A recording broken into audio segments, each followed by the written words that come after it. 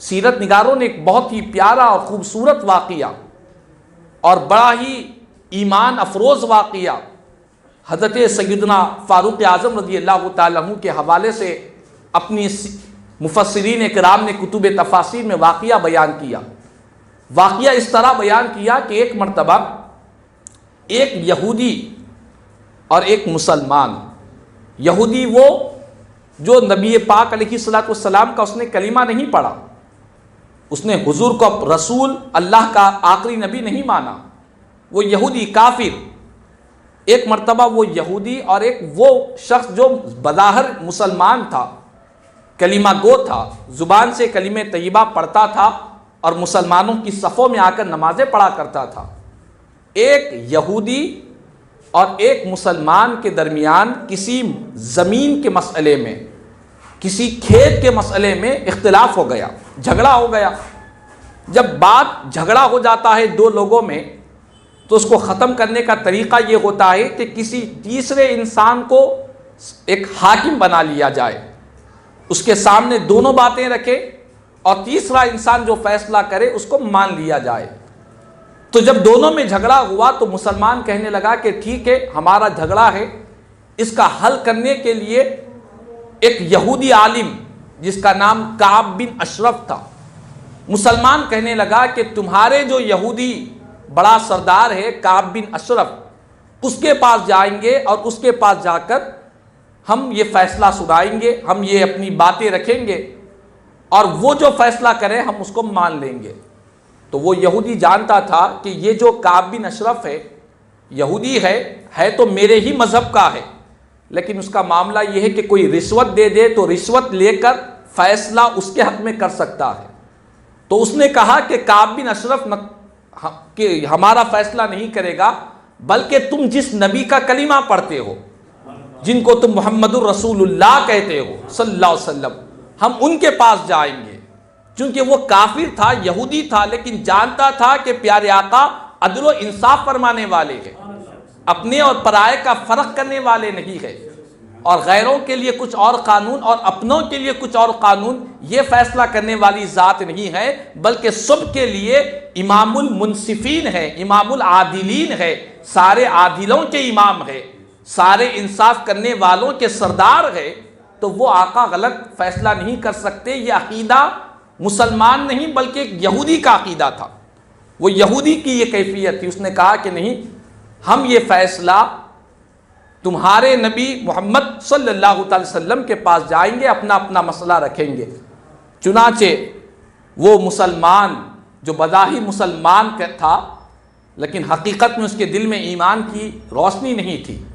اس نے یہودی کے ساتھ حضور کی بارگاہ میں گئے۔ جانے کے بعد یہودی نے بھی اپنا مسئلہ رکھا اور وہ منافق اس نے بھی اپنا مسئلہ رکھا۔ دونوں کی باتوں کو سرکار مدینہ صلی اللہ علیہ وسلم نے سماعت فرمایا۔ اس کے بعد حضور نے جو حق کا فیصلہ تھا، جو صحیح بات تھی، وہ فیصلہ سرکار نے یہودی کے حق میں فرما دیا اور کہا کہ یہودی اس مسئلے میں حق پر ہے، لہٰذا اس کے تعلق سے حضور نے فیصلہ فرما دیا، اس کے حق میں فیصلہ دے دیا۔ جیسے ہی یہ فیصلہ ہوا، یہ جو منافق تھا، کلمہ پڑھنے والا تھا، مسلمانوں کی صفوں میں نمازیں پڑھنے والا تھا، اس کو غصہ آ گیا۔ اس نے کہا کہ نہیں، باہر نکلنے کے بعد یہودی سے کہنے لگا کہ یہ فیصلہ صحیح نہیں ہوا، ہم اس کا دوبارہ فیصلہ کریں گے فاروق اعظم کے پاس جا کر۔ اللہ اکبر! حضور کے فیصلے کو نہیں مانا اور فاروق اعظم کی طرف جانے کا اس نے اپنی یہودی ساتھی سے کہا۔ اس نے کہا کہ ٹھیک ہے، جب سرکار مدینہ راحت قلب و سینہ صلی اللہ علیہ وسلم، جن کو تم نے نبی مانا، جن کی غلامی کا تم دم بھرتے ہو، فاروق اعظم بھی انہی کے در کے غلام ہے، انہی کے در کے وفادار ہے۔ یہودی راضی ہو گیا اور منافق دل میں سوچنے لگا کہ فاروق اعظم چونکہ کفار و مشرکین سے ان کے کفر و شرک کی وجہ سے نفرت کیا کرتے ہیں، لہٰذا میں مسلمان ہوں، میں کلمہ پڑھنے والا ہوں، لہٰذا عمر میرے حق میں فیصلہ کریں گے۔ چنانچہ وہ منافق بھی اور وہ یہودی بھی دونوں جا کر فاروق اعظم رضی اللہ تعالیٰ عنہ کے سامنے اپنا اپنا مسئلہ پیش کر دیے۔ حضرت فاروق اعظم رضی اللہ تعالیٰ عنہ فیصلہ سنانا چاہتے تھے، فیصلہ سنانے سے پہلے اس یہودی نے کہا کہ اے عمر، فیصلہ سنانے سے پہلے ایک بات کی اطلاع بھی تم کو دے ڈالتا ہوں. یہ جو فیصلہ تم سنانے جا رہے ہو، اس بات کا فیصلہ تمہارے نبی امام الانبیاء صلی اللہ علیہ وسلم نے فیصلہ کر دیا ہے، اور میں یہودی ہوں، میرے حق میں فیصلہ کیا ہے. یہ فیصلہ تو بارگاہ رسالت سے ہو چکا ہے. جیسے ہی فاروق اعظم رضی اللہ تعالیٰ عنہ کے کانوں میں یہ آواز پڑی کہ بارگاہ مصطفیٰ سے فیصلہ ہونے کے بعد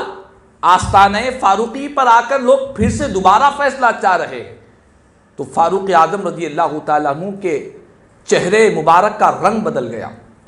اور آپ کے چہرے پر غصہ اور جلال کی کیفیت طاری ہو گئی. اور سیرت نگاروں نے بیان کیا کہ فاروق اعظم رضی اللہ تعالیٰ عنہ کے چہرے پر ایسا جلال آ گیا کہ آپ کی آنکھوں میں سرخی اتر آ گئی، آنکھیں لال ہو گئی، اور اسی غصے اور جلال کے عالم میں آپ نے کہا کہ ٹھیک ہے، میں ابھی فیصلہ کرتا ہوں. آپ یہ کہہ کر اپنے مکان میں، اپنے گھر میں تشریف لے جاتے ہیں، اور ایک شمشیر برہنہ، ایک تلوار لے کر فاروق اعظم رضی اللہ تعالیٰ عنہ سیدھے اس منافق کے سامنے آتے ہیں. اور آنے کے بعد آپ اس منافق اور اس کلمہ پڑھنے والے منافق اور اس یہودی سے آپ فرماتے ہیں کہ تم لوگ فیصلہ چاہتے تھے. آپ اسی وقت تلوار سے اس منافق کی گردن کو نکال دیتے ہیں، اس کی گردن کو کاٹ دیتے ہیں، اسے قتل کر دیتے ہیں.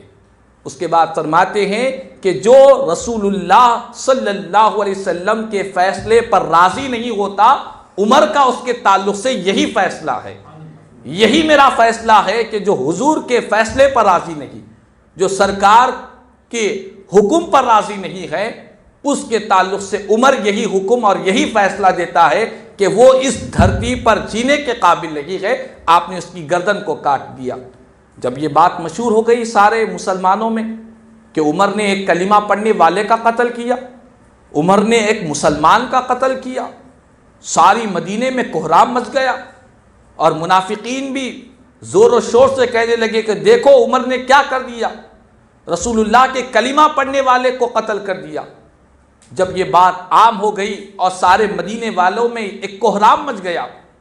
میرے آقا کریم صلی اللہ علیہ وسلم نے حضرت عمر فاروق رضی اللہ تعالیٰ عنہ کو طلب کیا، اور فاروق اعظم رضی اللہ تعالیٰ عنہ بارگاہ مصطفیٰ میں حاضر ہوتے ہیں، اور میرے آقا پوچھتے ہیں کہ اے عمر، کیا تم نے ایک کلمہ پڑھنے والے ایک مسلمان کا قتل کیا؟ کیا تم نے ایک مومن کا قتل کیا؟